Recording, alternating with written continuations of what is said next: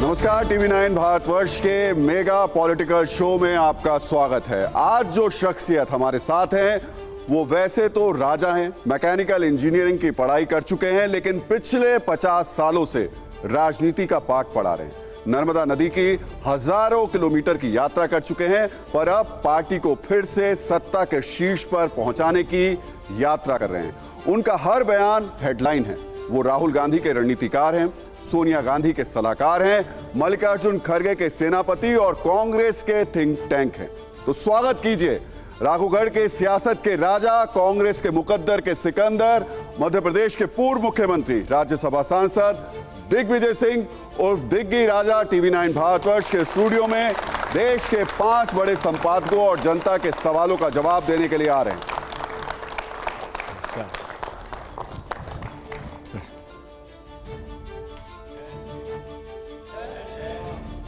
Sir, बहुत बहुत स्वागत है आपका। सीता जी को मत छोड़ो, जय सिया राम बोलो।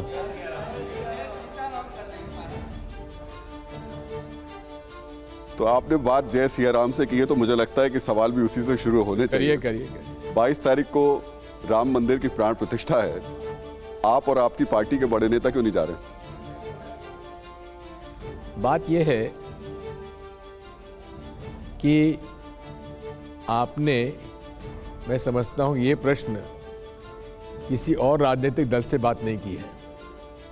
शायद आपने हमारे शंकराचार्य जी से कोई बात इस बारे में नहीं की कि वो क्यों नहीं जा रहे हैं। हमारे लिए भगवान राम एक आस्था के रूप है, ईश्वर के अवतार है। इसलिए हमें उनके मंदिर में जाने में कोई एतराज थोड़ी होगा। मेरे खुद के निवास में राम जी का मंदिर है। मैं उस प्रांत से आता हूं जहां ओरछा में राम जी विराजते हैं। तो इसलिए भगवान राम कोई एक विशेष वर्ग के नहीं हो गए हैं, वो सबके हैं, हम सबके हैं। जहां तक राम मंदिर का जो 22 जनवरी का आयोजन है, उसको एक राजनीतिक स्वरूप दे दिया गया है। अब उसमें कई प्रश्न उपस्थित हुए हैं। जोशीमठ के शंकराचार्य जी कह रहे हैं कि पूरी ये जो प्रक्रिया है, प्राण प्रतिष्ठा की एक वैदिक परंपरा है, धर्मशास्त्र के अनुसार उसकी वैदिक परंपरा है। मंदिर निर्माण पूरा होने के बाद ही प्राण प्रतिष्ठा होनी चाहिए। अब दूसरा प्रश्न होता है कि ऐसी जल्दी क्या थी, पूरा करने देते। भगवान राम का जन्मदिन रामनवमी अप्रैल के आसपास आता है, तभी आप कर लेते। ये आनन फानन करने की आवश्यकता क्या थी? उसका केवल एक ही उत्तर है कि ये पूरा जो आयोजन है धार्मिक कम है, राजनीतिक ज़्यादा है। और उसीलिए उन्होंने लोकसभा चुनाव के पहले उसे एक राजनीतिक मुद्दा बनाने का उन्होंने प्रयास रहा है। इसलिए जहाँ वैदिक परंपरा और शास्त्र की बात आ जाती है, उसमें हम लोग, मैं खुद स्वर्गीय स्वरूपानंद जी महाराज शंकराचार्य जी का शिष्य रहा हूँ। आज से 40 साल पहले मैंने उनसे दीक्षा ली हुई है।